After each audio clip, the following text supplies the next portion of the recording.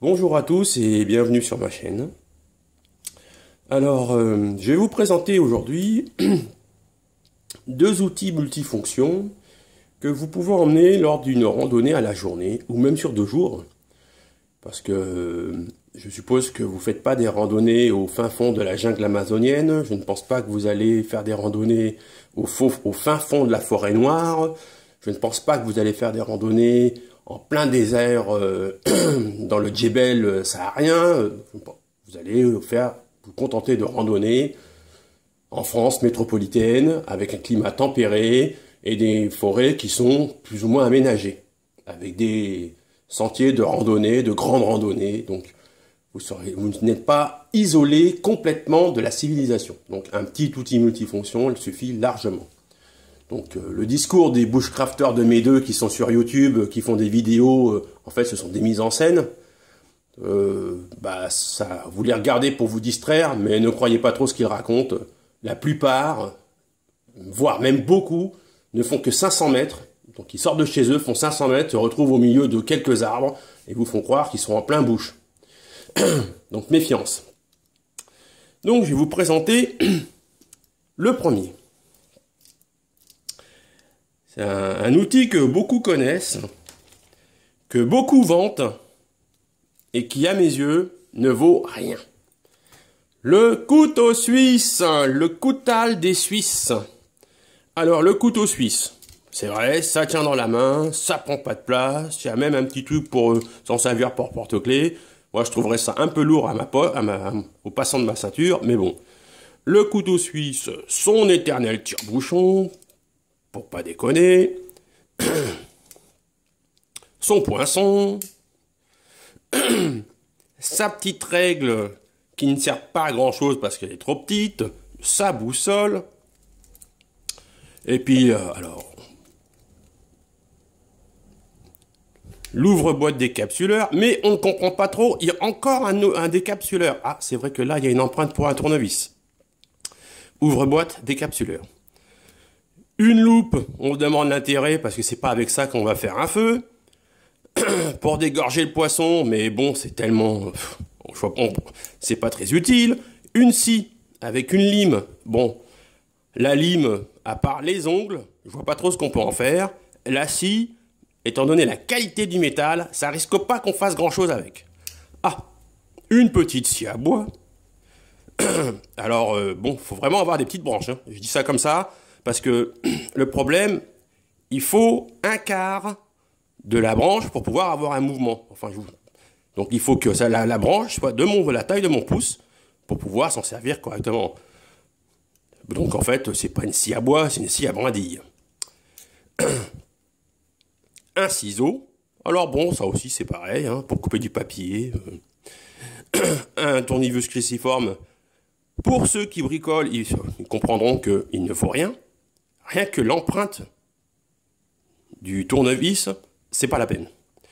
Le mieux, alors là, le truc, moi j'ai toujours été consterné, c'est la pseudo clé plate. Eh ben, moi j'ai essayé de m'en servir, juste pour rigoler. C'est pas efficace, ça ne sert à rien. Une lame de couteau, super, je vais pouvoir couper quoi? Pas grand chose parce qu'il n'y a aucune sûreté. Un coup à se pincer les doigts, sinon se couper. Et puis ça, alors là, je me demande bien à quoi ça peut bien servir. Donc, le couteau suisse, avec tous ses outils, pour se la raconter dans les soirées parisiennes, mais d'une utilité plus que discutable. Le couteau suisse et sa fameuse boussole. La boussole qui ne sert pas à grand chose. Donc regardez bien. Voilà, elle est posée, elle m'indique le nord, là. Je prends une boussole, une vraie. C'est bizarre, c'est pas vraiment la même chose. Ah tiens, elle a réussi, j'ai réussi à la déverrouiller. Mais voilà. Voilà. C'est formidable, hein. Moi je peux la tourner. Hein. La différence entre une vraie boussole et une boussole, je vous dis pas le nom. Alors vous me direz, ouais, mais celle-là coûte 50 €, blablabla. D'accord, pas de souci. Alors moi, je vais vous ramener la boussole de Decathlon, le truc à moins de 5 €. C'est bizarre, hein? Et je peux la tourner dans tous les sens, hein. Et voilà. Allez, 10 € à tout casser, je me souviens plus du prix. Mais bon, faut dire que c'est pas qu'une boussole. Et puis la boussole du couteau suisse qui en fait vous donne le nord là où vous avez envie d'y aller, quoi. Mais pas là où il faut aller. Donc le couteau suisse, ça coûte la peau des fesses. Et les outils qui sont dedans, il n'y en a pas un qui fait vraiment l'affaire. Donc moi, vous faites ce que vous voulez, mais je vous déconseille l'utilisation d'un couteau suisse pour une randonnée. Moi je le garde, c'est pour faire la démonstration aux gens. Donc vous voyez, si vous faites une randonnée à la carte, la boussole, il n'y a rien de tel. Mais ça, c'est très utile. C'est un sifflet, une boussole et un thermomètre. Le thermomètre, c'est si vous faites une randonnée dans la montagne, eh bien avant d'être pris par le froid, de dire « Ah bah tiens, c'est bizarre, il fait froid, bah si on rentrait ou si on appelait les secours », vous avez le thermomètre qui vous indique que ça ne va pas trop bien. Si vous êtes perdu au milieu de la forêt, ce qui peut arriver, les Vosges, Cévennes et compagnie, un sifflet, le truc qui vous tue les tympans, mais on vous entendra. Si vous avez un brin de jugeote, vous savez que vous êtes au sud de quelque chose, enfin, la boussole vous aidera. Moi, j'ai acheté le petit cordon qui va bien, au cas où. Donc voilà, moi je vous conseille ce genre de copie acheté chez Decathlon. Vous pouvez utiliser le vrai Leaderman Tool, mais un bon Leaderman Tool, c'est 100, 120, 150 €. Ça, c'est même pas 50.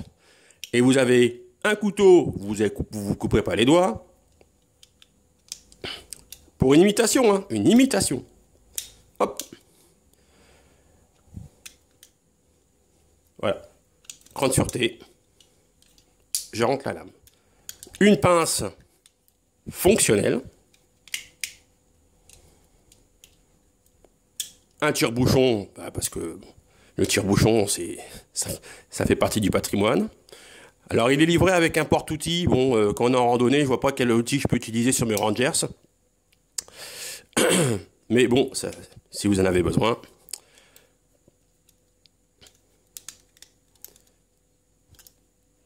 Une petite scie qui coupe, qui accroche bien la peau. Bon, évidemment, la lame. Pour faire des coutures.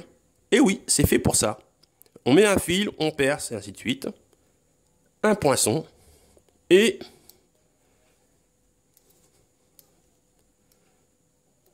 oui, grande sûreté oblige.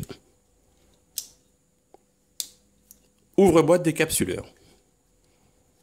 Pour prendre une mesure, c'est très simple.